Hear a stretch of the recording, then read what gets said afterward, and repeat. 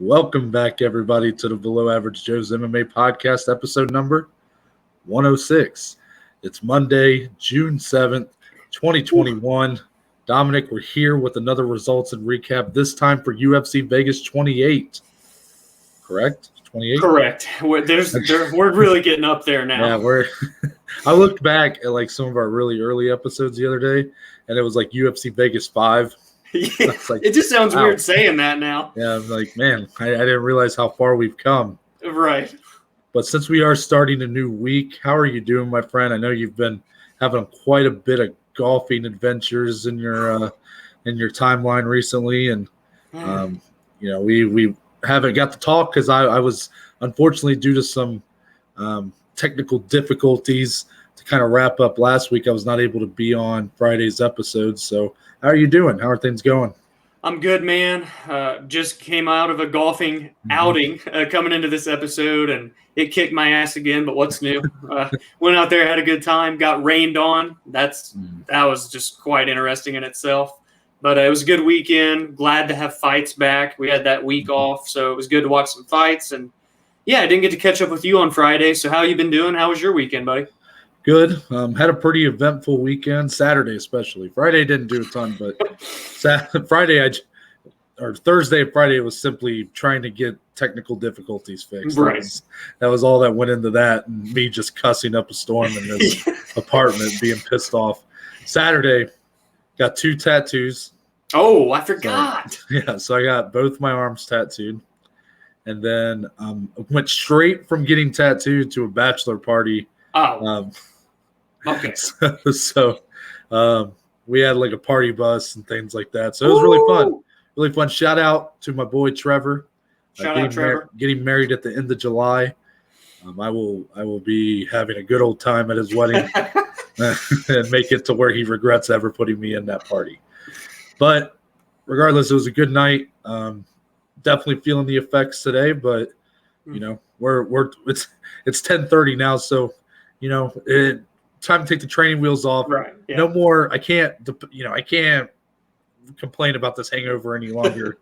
The work week starts today. But you know what I realized today, in kind of this fever dream of a day I've had.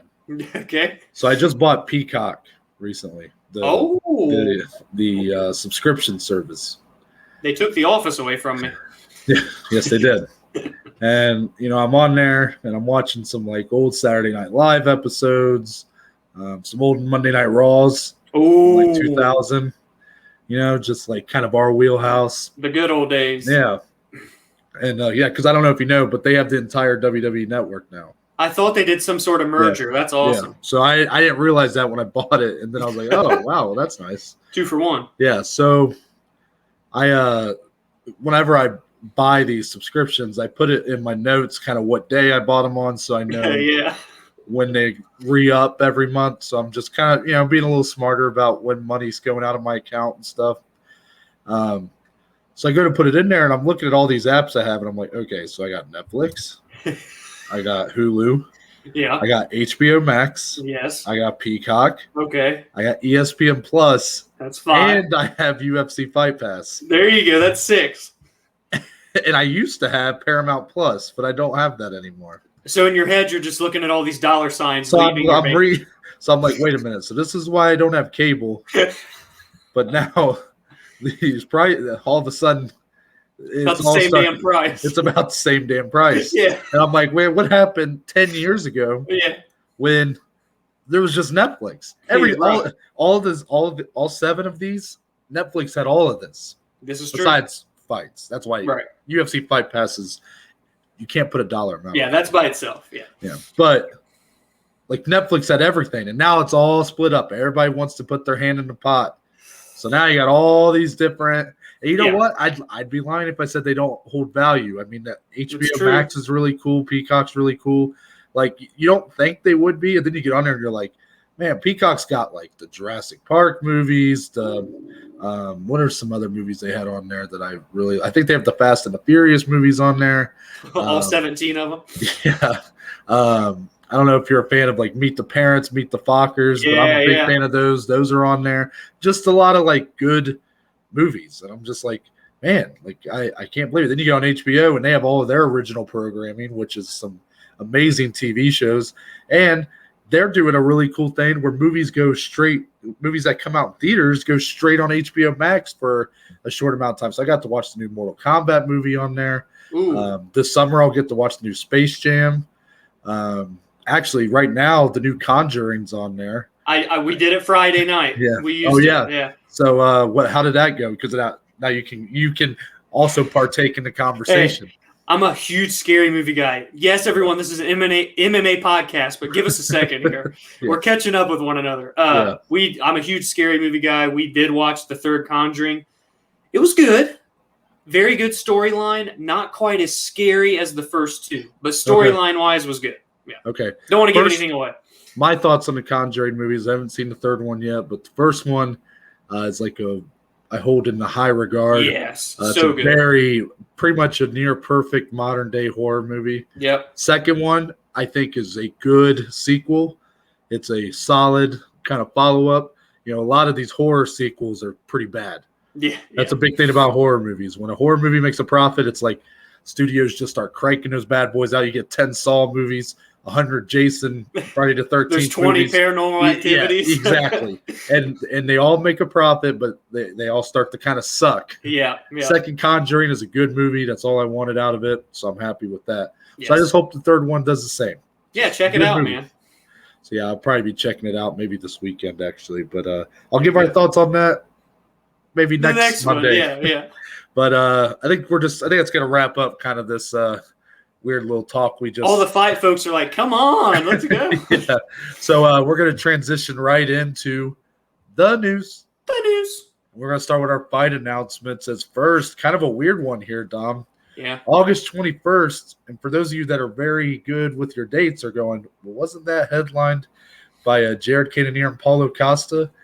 Correct, except now Paulo Costa has dropped out of the fight. In steps the guy who always steps in for Paulo Costa, but Kelvin Gastelum. Yeah. So you got number 4 versus number 9. Kelvin Gastelum stepping up again in a fight that, it's a dangerous fight for him to take, but a guy that recognizes an opportunity and steps in here. Yeah. What are your thoughts about Paulo Costa dropping out of this fight and then Kelvin jumping back into the top of the heap? There's probably a lot of different opinions someone could have about this. Well, for Paulo's case, this is 2 straight main events that we've lost out on him with. Now, the last one I think was more injury related. This one seems like kind of a contract dispute going on. He's been getting a little funky on Twitter lately. I don't know if anybody's been reading his tweets, but I don't know who's got a hold of it, or maybe it is just him. But he was kind of saying, you got to pay me main event money for me to fight. And then he even put out a specific number. He said like $350K is not enough. Assuming maybe that's what he was going to get. He said the fight between him and Cannonier was never even officially signed on his end, so he was unsure why the UFC put it out there. I don't know. There's a lot of behind-the-scenes crap going on. Ever since Paulo got into the wine, nothing has been the same. So I don't really know what's going on. What do you think about Paulo, I guess, first as well? Yeah, definitely been getting some weird interactions, some weird sound bites out of him kind of lately. Really ever since he lost to Adesanya, he's been just kind of doing a lot of weird things, just saying a lot of weird things, being like Israel signed a contract for the rematch. It's like, what rematch? Right. Dominated. I don't know what you're talking about. I don't think there's a rematch on the table. And then you have a lot of stuff going on here. I'm a man of the fighter, right? Right. If they want to say that they're worth more money, if they want to try to get more money, by all means, get that money. Go for it. It just is unfortunate that it kind of came to this where he really wasn't signed on for this main event, and it appears that maybe it was all kind of verbal, It was verbally agreed upon.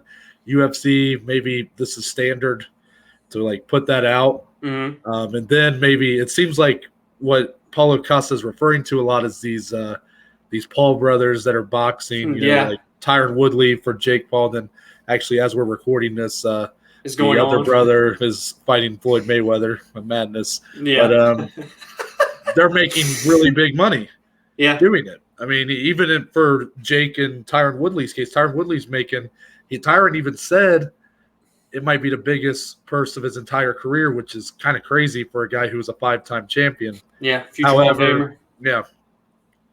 So because of that, I think that's where a lot of Paulo Costa's frustration is coming from, that he's like, why are we not being paid like these YouTube boxers? And I agree with you. I just don't know if really and people might disagree with me on this.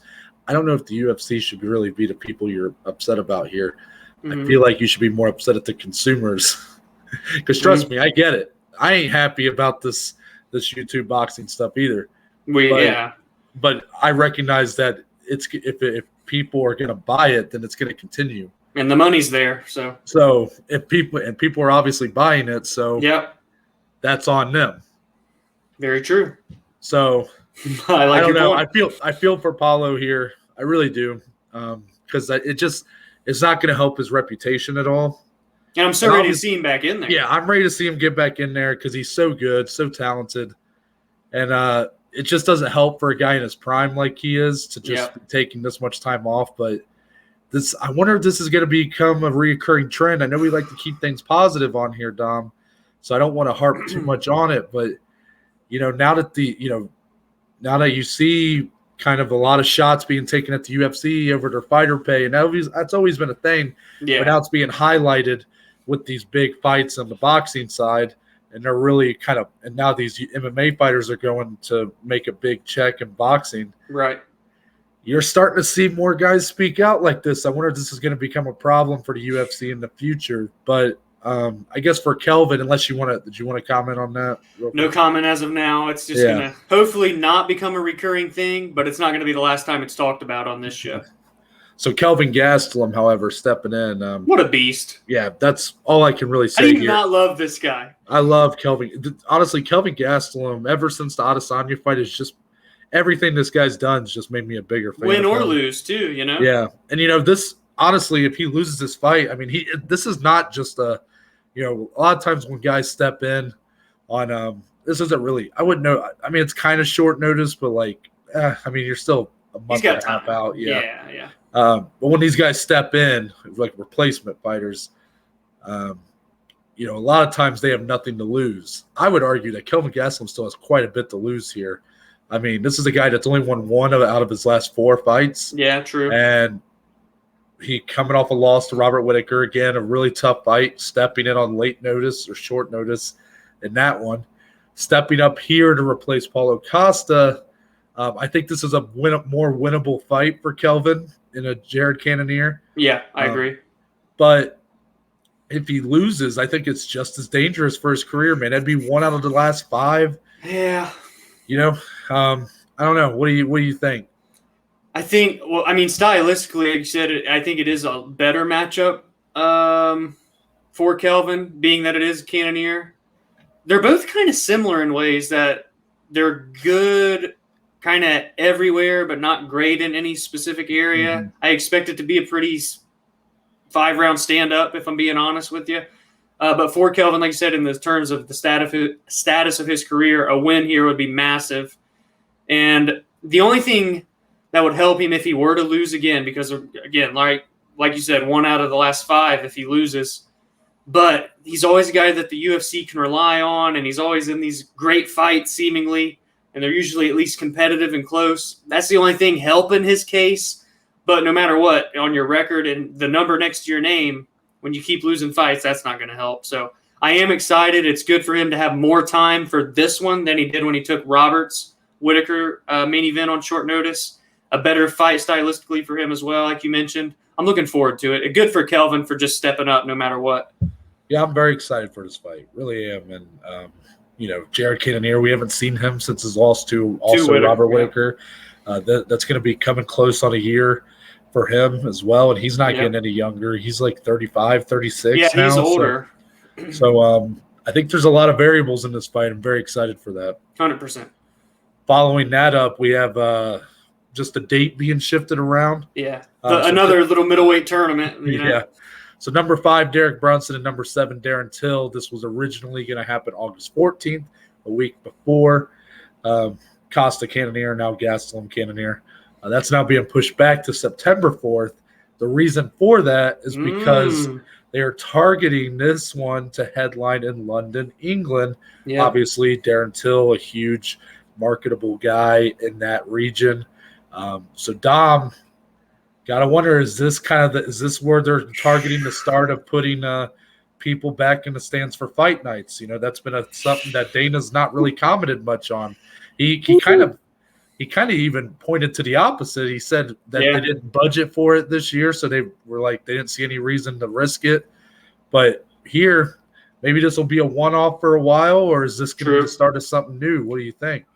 Oh, I'd love if it's the start of something because, hey, Ohio's open up now. We're waiting on one to come back. Uncle Dana owes us one from last year, man. But it's exciting. One, for Darren Till. I mean, obviously, he's already fought in front of his home crowd once, and you saw how nuts that place went when he came out to Sweet Caroline. Yeah, if you guys can watch that walkout, please. Oh my gosh, that one of the best ever. Breathtaking. And he won that fight there, of course. And then for Brunson, poor Derek Brunson, this guy's won like 4 or 5 in a row. Now he's going to have to go across the pond to fight Darren Till. That fight in itself, we talked about it when it first got announced, how interesting it is stylistically. So I'm looking forward to it. Not too much of a delay from the original date, which is good for both guys. If anything, gives them a little longer to help out with that weight cut. Darren Till's a big dude. And like you said, in terms of traveling, maybe it's a one-off. I'm shocked that they're going to go all the way across the world to Europe, but you never know.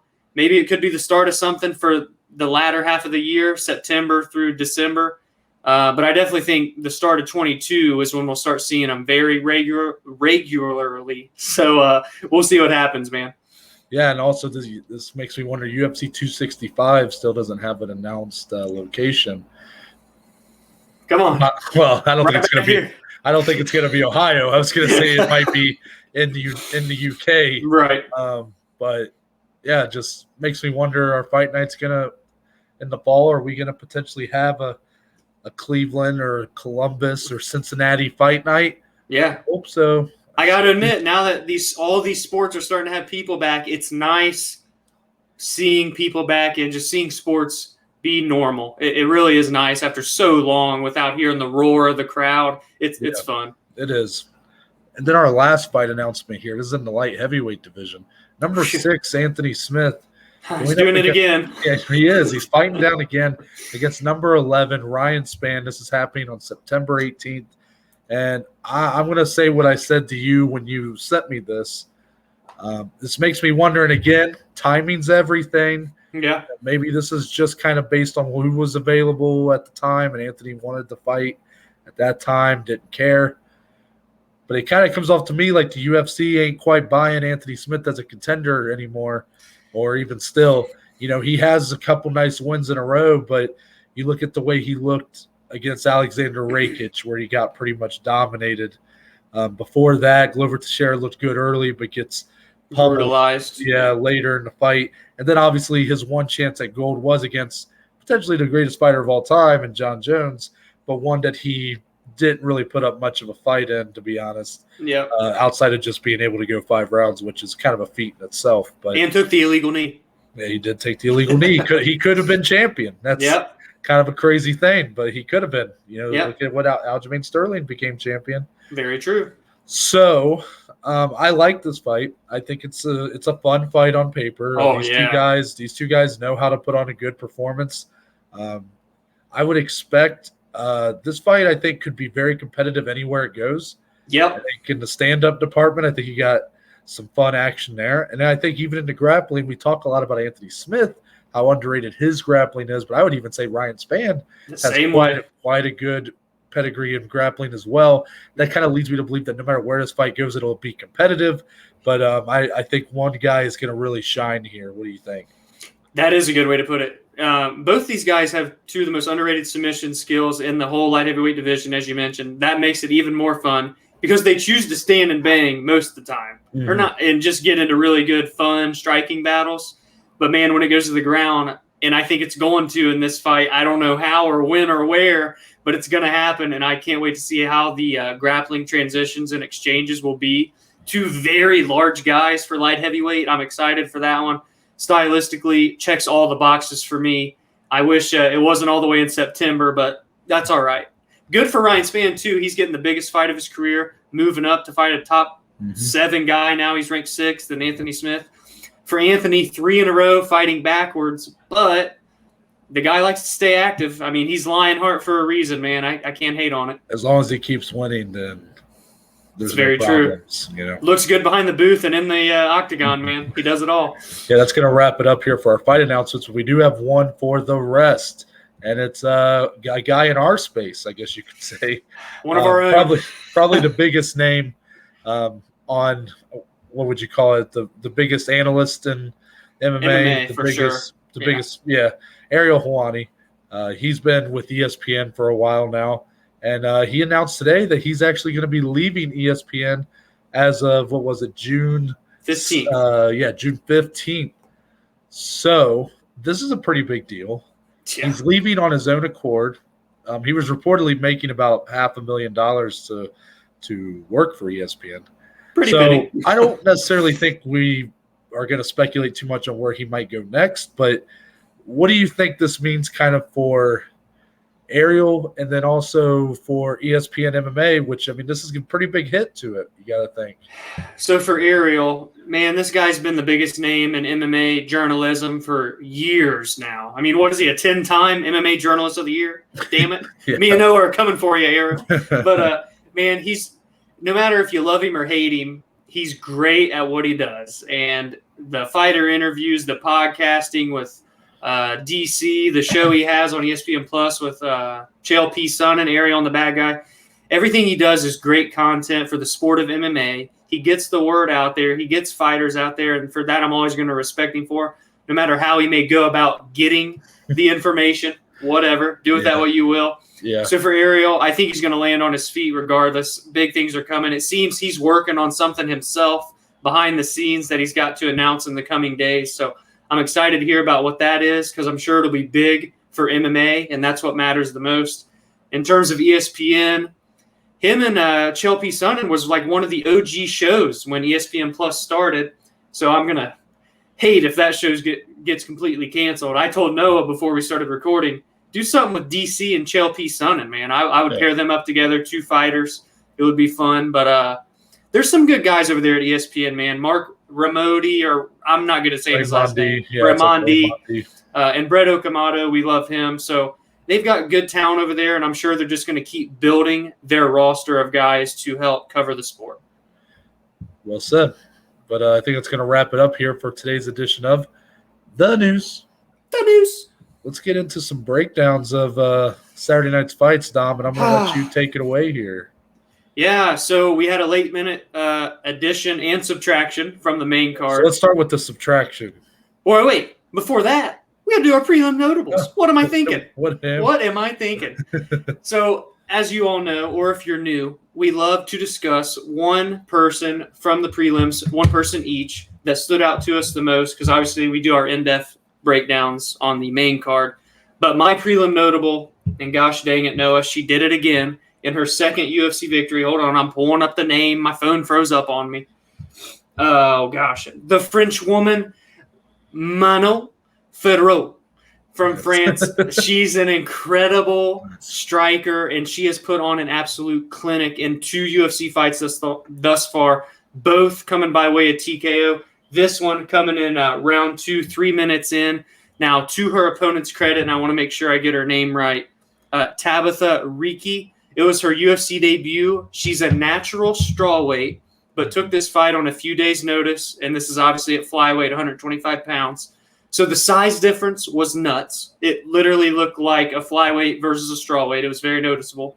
But that I'm not taking away nothing from Ferrot's performance either, because she is lights out in terms of her striking. An absolute clinic, powerful, precise, everything perfectly timed. It's all beautiful to watch, and I'm going to be honest with you. Or anybody listening, don't be surprised if she finds herself fighting a ranked opponent sooner rather than later, because she is a freak of nature and an incredible striker, built physically. She checks all the boxes, man. All I want to see now is her get tested in the grappling department. High praise for this one. Oh, yes. Oh, yes. my prelim notable, we're going to go up to the welterweight division with a veteran of sorts. Yeah. At least a veteran in terms of age, and that's going to be the 36-year-old Muslim Salikov. He's now 5-1 in the UFC, won 5 straight after dropping his debut. He got the unanimous decision win over Francisco Trinaldo, a very underrated guy in terms of kind of the history of UFC. Not a guy that's ever really made it too big in the sport, but a guy even at 42 years old, as he was coming in here, very dangerous opponent, very good everywhere. So tough. Salikov took every round from him. He completely, I don't want to say he dominated the fight, but he just had a very good performance here. And this was, in terms of technical ability, this felt like probably the highest in terms of that on the card. These are two guys that are just very technical fighters, very good kind of everywhere. And this fight kind of lived up to that. It was a very technical bout. All skills were kind of on display, and Salikov came out on top. So he's going to get my kind of prelim notable, and I look forward to maybe seeing this win kind of propel him to even potentially a top 15 run, perhaps. I think there are some guys kind of in that bottom half of the top 15 that need to be tested. Even number 15 is Robbie Lawler, who I'm not saying that's a fight I want to see. Because I just think that, like, name value is just too different there. Right. But Robbie doesn't come off to me like the number 15 welterweight in the world, unfortunately.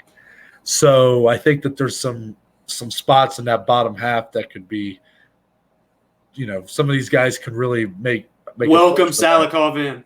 Yeah, of course. Hey, 5 in a row, man. That's impressive no matter who you're fighting against. And to cap it off with Trinaldo, yeah, he even has a win over a guy on the main card, Laureano Staropoli. Yeah, true. Just shows the kind of level he's been fighting at. Yeah, I love it. Awesome. So that's it for the prelim notables. Now we're going into the main card. As I mentioned, there was an addition in Montana De La Rosa and Ariane Lipski. But before we talk about that, Noah, there was a subtraction. Unfortunately, Tom Breese and Antonio Arroyo unfortunately got canceled last minute, literally as the main card was starting, came on and said there were some unknown medical reasons behind Tom Breese having to pull out of his fight with Arroyo. Bisbing had mentioned that he has went through some anxiety-related issues in the past. Hopefully it's nothing too serious. Tom Breese, one of the bigger prospects right now out of the UK. So I was really excited. I thought he was going to put on a really good performance on Saturday night. So hopefully he can bounce back, get his head in the right space if it was something anxiety-related. If it's a physical injury, hopefully it's nothing too serious as well. Looking forward to see Tom Breese back into the octagon. Any thoughts on that before we get into the actual fight that happened? Yeah, I'm just going to say the same thing, so we might as well just kind of keep it rolling here. But shout out Tom Breese. Hope he, recovers from whatever it was that was going on. And for Antonio Arroyo, hopefully he gets a fight here pretty soon, because I think that guy deserves it after stepping up on short notice here, even though he's 0-2 in the promotion. Yeah. So hopefully he gets another fight. Well said. So to take their spot, what was originally supposed to be the prelim headliner ended up getting put on the main card. And for good reason, I got to say, Montana De La Rosa gets the TKO finish over Ariane Lipski. It was 4 minutes and 27 seconds into round number 2. And my golly, did she just look incredible, man. Montana De La Rosa, been in the UFC now for 4 years. And she's only 26 years old. And she's just so impressive. Her grappling, next level for this division. But she goes for the finish, man. She now has the second most finishes in the women's flyweight division with, I think, 4.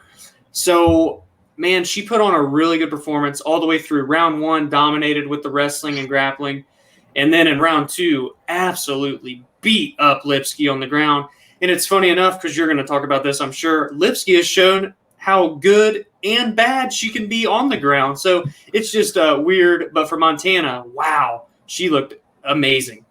Yeah, I think this is a prime example of there's levels to this game. And Montana De La Rosa, I think, is someone we're going to see really climb to the top of the ranks here at flyweight. I agree. Ariane Lipski, I got to kind of apologize to her. I think maybe I gave her, and maybe the MMA community as a whole, has put unfair expectations on her. I don't know what that reason might be. For me, it was that submission of the year over Luana Carolina. I just thought that was such a slick knee bar. I thought she looked great in that fight. And I just thought that she really could make some noise in the flyweight division. For other people, maybe it was because she's an attractive woman. It's because she's called the Queen of Violence. Yeah, I guess. So because of coming off that fight, it's just not appeared that maybe she's quite ready for the level of competition she's getting. And honestly, the competition she's facing is people that I would think she should be competitive with, Antonina Shevchenko, Montana De La Rosa. These are people that I feel like she should be competitive with. And in the case for Antonina, I think she should be competitive with her on the ground. Right. I mean, you look at Antonina dominated her on the ground, but you look at her other performances and she's getting dominated on the ground by Andrea Lee of all people. And, it just really kind of shows that she's just not there yet. She's not there yet. I think Lipski, if she takes some more time, maybe, I don't know if she can really, it might be hard for her to really take like a step back. Or too much of a step back, but even if she has to go to Invicta or somewhere like that and kind of build up a few more wins and come back, I think she can be a threat in this division at some point in her career. It's just maybe too soon. Yeah. Too much right now. Good point. Now I got to ask you, for Montana De La Rosa, man, after that amazing performance, what do you think comes next for her? Because I personally think it's time to fight a ranked fighter. Yeah, I mean, who do you have in mind? The aforementioned number 15 ranked Antonina Shevchenko. I think it's a perfect test for both ladies. We've seen Antonina get dominated on the ground and look good on the ground, strangely enough. But for Montana, amazing grappler, as we mentioned, a great wrestler, can put it all on you, finishes fights via submission. This was her first ever career TKO finish, so it shows how much she's still evolving on the ground. And not to mention, she's starting to look even better on the feet. Long and rangy, just like Antonina is. I think that fight stylistically would be great and a good welcome for De La Rosa to get into that top 15. Yeah, I like that so much I can't even come up with a different fight there, honestly. I agree. I agree that she's ready for top 15. I didn't come into this ready to kind of give her a name. But I think, after talking about it and kind of recognizing what she's done so far, I agree with you. I think she is ready for it, and Antonina needs to kind of prove that she can hold on to that spot. And now I think that's a great fight. And I liked what you said because I really do agree with you. I think we may see Montana rise through these ranks. Being only 26 and putting on performances like this already, she's going to have a lot of big wins in her future. I agree. So on to the next fight of the evening, Noah. Our boy Dusko Todorovic is how they say his name. I finally learned how to say it properly. Made his third appearance on our podcast and in the UFC against Gregory Rodrigues. They had a great 3-round back-and-forth slugfest on the feet. Gregory ends up getting the decision victory over Dusko. And really, this fight kind of went how I expected, other than the fact that I picked Dusko to win via first-round KO. But, it's hit or miss with that. This fight went exactly how you predicted, except not at all how you predicted it. Exactly, right? So, in terms of just the striking, Dusko is great and technical in terms of his offense, but boy, oh boy, does he like to get hit a lot too. And that is just a problem. And that's 2 fights in a row now. Now, granted, he did eat some hard shots in this one from Gregory.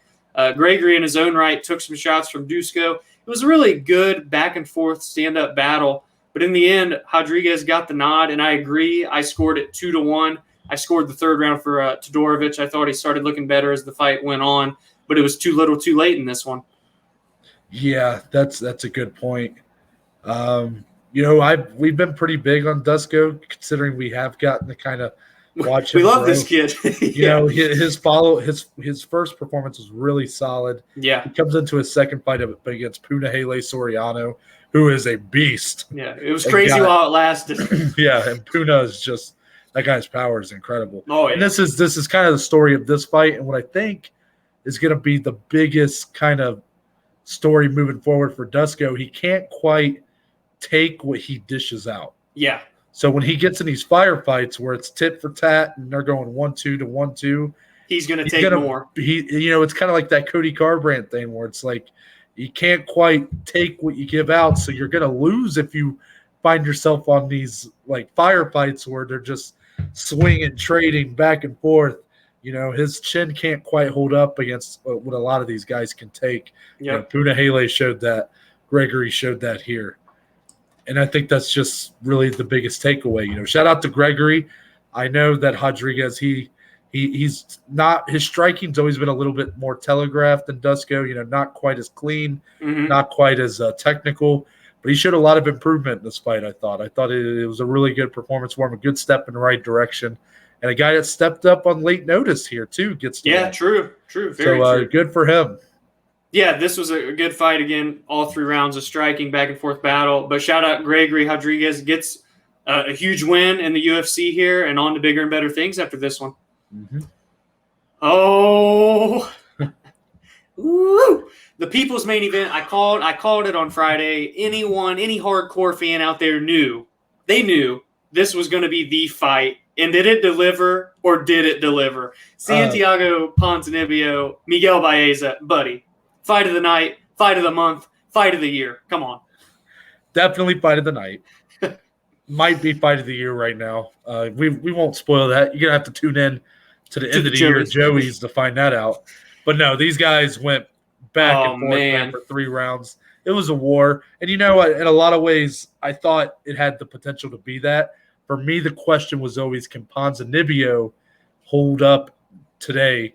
Can the Ponzinibbio of today withstand the punishment that Baeza can dish out? I knew Baeza could take a hell of a shot. He showed in the Matt Brown fight he likes to get hit, and he'll get wobbled, but he'll just keep moving forward, man. He'll keep bringing that pressure. And the same thing happened here. He was getting wobbled a lot. He lost the fight because of how much punishment he kind of took.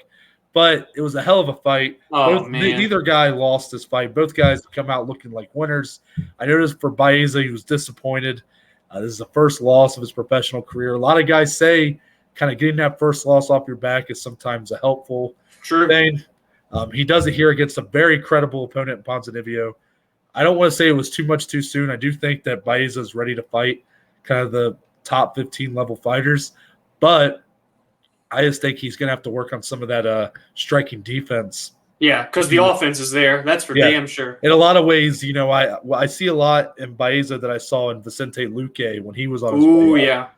A guy who's so good on the feet, puts on these hellacious performances, but takes a lot of damage. And you look at Vicente's knocking on the door a title shot now. So he's made it work. I think Baeza's just going to have the same kind of path. Just continue developing. He's still so young, man. And for Ponzinibbio, wasn't it just great to see him come back? And really, he was getting pretty beat up in that first round. Yeah. But he would always come on late. Late in the first round came on strong. The second half of the second round came on strong. Round 3 was really all Ponzinibbio. Man, and it was so good to see him back. Not necessarily in that prime Ponzinibbio form that we once saw, but he's from that Li Jingliang fight, definitely taking a step in the right direction. And I talked about this a little on Friday, and just in case you want to chime in, I'm not huge on the whole ring rust thing. I'm kind of hit or miss on it. But that fight with Jingliang really didn't look like the same Santiago. This one, starting to put it back together, had his confidence, weathered some early storms. His leg was brutally battered by those calf kicks. Yeah, he was on one leg for most of the fight. And just kept coming, looked crisp, very powerful, and Baeza could just eat the shots. He looked good, man. It was great seeing the Argentine Hammer, or whatever his new nickname is, back in the win column, dude. Yeah, I mean, it's definitely a feel-good story for Ponzinibbio, considering he looked unbeatable back when he was headlining with Neil Magny. Unfortunately, injuries, maybe even an illness injuries, or two. Yeah. It's just really kind of ruined his what was his physical prime. His prime years. Yep. So, no, he did not look like the same Ponzinibbio here. I definitely think this. Yes, he looked better in this fight than he did against Li Jingliang, but in a lot of ways, I don't want to speak too much on this because I want to stay positive on these guys for this fight because they both earned it. But Ponzinibbio still looks slower. He still looks older. He doesn't look like the same guy. And those are the same things I saw in the Jingliang fight. It just so happened that the matchup was a little better for him here, maybe. But I will say, Jingliang was able to kind of drop him with the one shot, and it wasn't necessarily the biggest power shot in the world. Baeza here throwing a lot of hammers, none of them quite able to finish off Ponzinibbio. So in that way, I think maybe his chin held up a lot better here. But overall, as far as the skill set, I'm not going to try to make top 15 for Ponzinibbio here. Not yet. No, I think that I enjoy what he's doing right now, but unfortunately, he's just not the same guy anymore. And I just want to throw one name out because I think it would be fun. Mm-hmm. The only one that would make sense in terms of if he does get a top 15 next, what if he did fight your guy in Robbie Lawler? Number 14, a slugfest of a fight. That could be an incredible stylistic one. I just don't know really where Robbie's at in his career. Is he done? Is he not done? But, man, that'd be a good fight to go out on if he wanted one more and for Ponzinibbio to crack back in, get a big name. It would be a fun fight. But, yeah, like you said, I'm not surprised. Maybe if he doesn't get another one, maybe they feed him one more guy before giving him a ranked fighter. Yeah, I definitely think if he is to fight someone in the top 15, Robbie Lawler would be the guy. Type of guy. That would be an awesome fight. That was a fight that was talked about when Ponzinibbio was in his prime, and Robbie was champ. No, not when he was champ. I'm talking after he lost the belt. Okay. Back when Ponzinibbio before we knew how bad the injuries were during that time after the Neil Magny fight, Robbie was still very competitive at that time. And there was a lot of talks of that fight. Never obviously happened. It'd be interesting to see it happen now. I think it might be a fight where it should deliver, but who knows kind of where both these guys are. And honestly, Robbie Lawler to me is not a top 15 welterweight right now. Yeah. So Ponzinibbio would be technically fighting top 15, but I don't know. This is an amazing fight.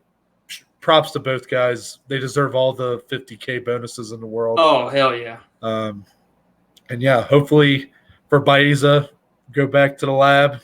Continue to grow, develop, man. This kid, I just think he has such a high ceiling. Work on that striking defense, and then for Ponzinibbio, just keep looking. There's no reason. Okay, even though his skill set is diminished a little bit, there's no reason that he can't still find routes to victory, that he can't put together an elite enough skill set, maybe even develop on some things that he otherwise had kind of dismissed, and he can make a run. He really can.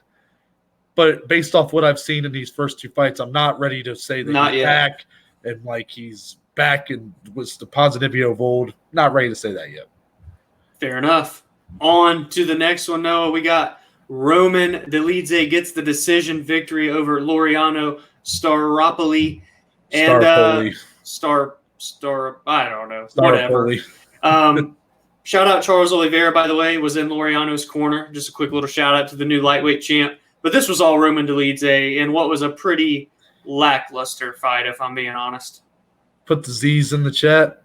They probably should have just played the previous fight over again. I saw people tweeting about that, actually. Dolidze's good. Don't get me wrong. It was his first fight at 185, coming down from light heavyweight. He's 3-1 in the UFC now. He has some talent. It was just bleh.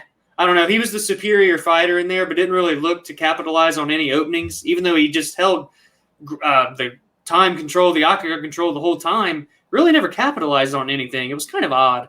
Roman, all jokes aside, you can't, in our position, we can't be dismissing just because the fight wasn't exciting. Dolidze completely dominated this fight. Oh, yeah. I think if you want to criticize his performance, you would just say that he didn't have any sense of urgency to really look for a finish or anything. I think he could have at times. Yeah. And he just seemed very content with kind of riding it out, playing it a little safe, Staropoli, this is a guy who had beat Thiago Alves before. So he obviously had it quite, he had a bit of a resume coming in here. And Dolidze does get a big win. So I can't really dismiss it. Can't be upset about it. On to the next one for him. This isn't going to get him to a top 15, though. Not after a performance like that. I will say physically he looked good at 185. Coming down from 205, he's a big dude, so he's still going to be big at 185. Curious to see how he'll continue to perform at that weight class. Yeah, I forgot to mention, because I was not here, obviously, for Friday's episode. Yeah, I'm glad you brought that up. Dolidze was coming down from 205 for his debut at 185. This was Staropoli's. I don't know if it was his debut or re-debut at 185 after spending most of his career at 170. True. So that's going to show the size difference here. Yeah. You had a guy who had kind of fought at 205 a lot versus a guy at 170 a lot, meeting in the middle. So if Dolidze is for real, I want to see him fight a guy more natural to this weight class. True middleweight. Someone who's more of his caliber and size and whatnot, and see if he can bully him like he kind of did Staropoli here. Fair play. On to the big boys, Noah. First off, we start with the co-main event. Marcin Tybura extends his win streak to 5 in a row. He was ranked 11 coming into this one. TKO's number 8 ranked Walt Harris after facing some early troubles. Walt had him hurt very badly. Walt went in for the kill. To Tybura's credit, he somehow survived, completely flipped a switch, got Walt down, took advantage of it, grounded, pounded him out to a TKO finish. And now Tybura, on the biggest win streak of his career, riding a hot wave. Walt Harris, complete opposite, now on a 3-fight skid, all via TKO. Give me your thoughts on this one. Tybura does it again. This is what he always does. Yeah. He gets hurt. If you can't put the guy out in the first few minutes of the fight, you may be in trouble. I would say if I was here Friday, I would have said first round. Yeah. But even in this case, it didn't take him till the end of the round. He finishes the fight. So it shows if you don't take this guy out within the first couple minutes, you've got 2 minutes. He can make it a really tough night for you. Yeah. And for Walt Harris, that was the case here. Walt Harris, not known for his gas tank, and he kind of went for the finish quickly on Tybura, wasn't able to get it, and Tybura just able to capitalize on that. And this is a somber one. I like Tybura a lot. I like what the guy's been doing. He was a low-key pick for Fighter of the Year in 2020. Guy had a big comeback, and comeback Fighter of the Year especially. Yeah. But for Walt Harris, considering his story and what he's been through over the past few years, for him to come on 3 straight losses now, it's definitely it sucks. But this guy is fighting the top fighters in the world. I mean, again, I try now that we've been doing this podcast a while, we've started to see these guys come up with these big losing streaks. This Cowboy Cerrone, Tony Ferguson. Now you got Walt Harris. We were talking about Kelvin Gastelum earlier. Yeah. And you know what? I saw an interview with Dana White where he was talking about Cowboy Cerrone, but in general, he said it's not about how many, he was like, Cowboy Cerrone's fighting the best guys in the world. Right. He said, what's more important to me is how is he losing these fights? Yep. Rather than, how many losses he has. And that's probably why you saw a guy like BJ Penn get so many opportunities. In this case, though, Walt Harris is just not looking great. Yeah. He still has the power, and that showed. But whenever someone is able to kind of get a fight to the ground with him, it's like it's just over. Well, and he'll kind of empty his gas tank early going for that finish. Exactly. We saw it with Overeem, was the same way. Had him hurt bad and almost finished him. Completely gasses and then gets beat. I don't want to say he completely gassed in this one. Tybura really just flipped a switch, but you could tell like that urgency that was there early wasn't there when he was getting finished. Yeah, it's just unfortunate. You want to root for the guy. I'm happy to see that he is working for the UFC and kind of using his voice. What would you say that he's doing some analysis for them? Yeah, inside the octagon and stuff. Yeah. So good for him. When it comes to matchmaking, though, and we're talking about kind of who's next for these guys, I'm going to start with the winner, Tybura. Number 11 coming in here. Gets a win over number 8. So he's gonna jump up quite a bit here. I think based off the guys that are available, it's a tough one. He's in an awkward spot. Yeah. I'm looking at this the right way. He's in a pretty awkward spot because you would love to say Sakai if he hadn't been knocked out by the guy, Yes, and I would also like to say Rozenstruik, but Rozenstruik, I think, has a different guy in mind. A very clear one for him, yeah. Yeah. So I think I am going to go Augusto Sakai. Do a rematch? Or what about like the loser of Gane Volkov? What about that? No, I think I got it. All right, hit me. Going to be a weird one because he's jumping up to number 8. I love it. I'm going with number 13, Tom Aspinall. Oh, Test Aspinall baby. now. Test I love him it. now. I love it. And I'm not upset about it. It's all about timing. Yeah. Tybura is just in an awkward spot. He's on a run right now, but Aspinall is a dangerous man. And I'd be interested to see how would Aspinall look if that fight got to the ground. Because we know how good Tybura can be, but Aspinall even showed against Arlovsky some submission capabilities. So, yeah, real slick. So it should be interesting. You know how I feel about Tom Aspinall. I'm all for that. I'll go ahead and just give that other alternative. Maybe go the loser of Gane Volkov. It would give him a bigger jump, I guess, in terms of name value for a guy that's been in the UFC for so long. You can't go wrong with either one of them. Mm-hmm. And then for Walt Harris, this is the harder one in my opinion. Yeah. Because I kind of, I don't know. Who am I to say that, like, the guy shouldn't fight anymore, or, like, say, oh, he needs to take time off and get his head right and stuff like that. Who knows? I don't know. I don't know what's going through the guy's head. I don't know how he compares now mentally to he did before all this tragedy kind of came up in his life. But right now, I don't see him. I don't see him as like a, I don't really see him fighting top 15 guys right now. What if he fought your boy Arlovsky? Yeah. I mean, would you like something like that? Yeah, I mean that's about as good as you're going to be able to get. Yeah, it's just something kind of fun, fan friendly. Two guys in the downward slope of their career, I guess. I don't know. You don't want to like feed him to any more of these wolves or young studs like Tom Aspinall. He's just in a weird spot. I do love it. I do like the Arlovsky fight. I do. It would be cool. That's a legend of the game, another former champion. So even if Walt Harris wins that, it's still a good win. Yeah. And come on, man. Hey, if War Arlovsky all day for you, it's War Arlovsky, man. But it'd be hard to root against Walt Harris. Right. Main event time. Main event time, Noah. The other big boys on the card, literally, the Biggie boy. He came to play. Number 6 ranked Jairzinho Rozenstruik gets it done. A TKO finish at the buzzer. 4 minutes and 59 seconds into the first round over number 9, Augusto Sakai. That's what I'm going to say here.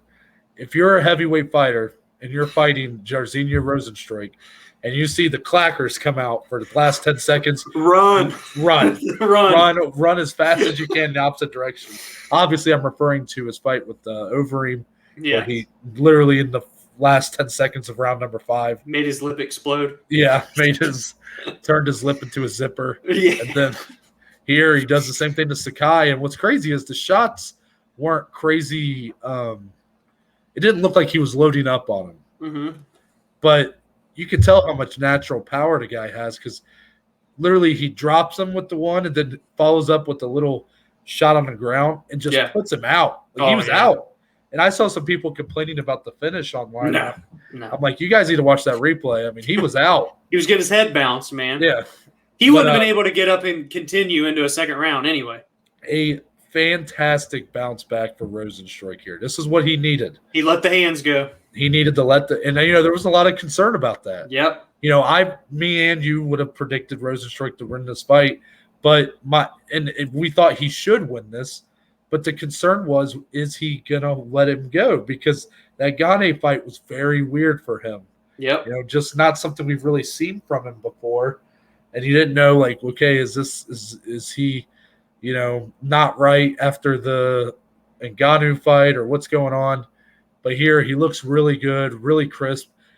Rozenstruik is a guy who kind of gets grouped in with like an Ngannou, and Derek Lewis is like just the heavy hands and the power. But Rozenstruik actually is quite a technical. He played a very patient game. He's but not too patient. Very technical striker. Yep. So he's very dangerous in this division, probably more so than people think. Yeah, because I agree. His biggest moment was losing to Ngannou in 20 seconds. And he was losing the majority of the Overeem fight before kind of finishing it at the end. But, those are two, obviously Ngannou to power, incredible. Yeah. But Overeem is a very technical striker as well. So Rozenstruik can be very dangerous for a lot of these top heavyweights. I think more than maybe a lot of people think. Even at one time that I maybe thought. I'm changing my tune a little bit about Rozenstruik, I think. He's kind of a guy that's with this one, kind of proved a lot of people wrong. Like, hey, that Gane fight, yeah, I didn't let the hands go. I talked about it on Friday, and we can get your thoughts since you weren't here. I kind of thought it was just more so the respect he had for Gane's kind of elite level striking that he has, and he was just afraid to pull that trigger, afraid to get clipped maybe by Gane. I don't really know what it was. It was just an off night, but this looked like the Rozenstruik we were used to. Honestly, maybe even better because he was so patient, controlled the octagon, really never got touched by Sakai. It was all Rozenstruik in that first round, and then shows the power, just grazes him right on the temple, puts him to sleep, man.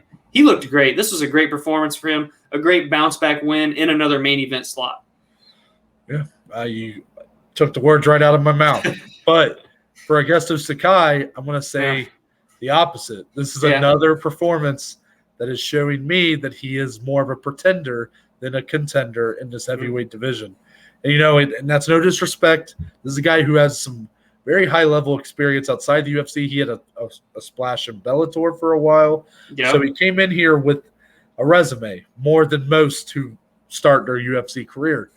But in the UFC, it's just not really – his biggest win is probably that sub-1 minute knockout of Marcin Tybura. Yeah. It's a huge win for him, especially now. Look at what he's doing. Yeah. You look at the win over Arlovsky that I thought he didn't actually win. You look at the Overing fight where he got pretty much pummeled for the majority. He had his weaknesses exposed in that one, yeah. Yeah, and those weaknesses were a lot on the ground when he's on his back. But then here, he got outstruck by Rozenstruik. So, he was the much slower guy here, the much less powerful guy.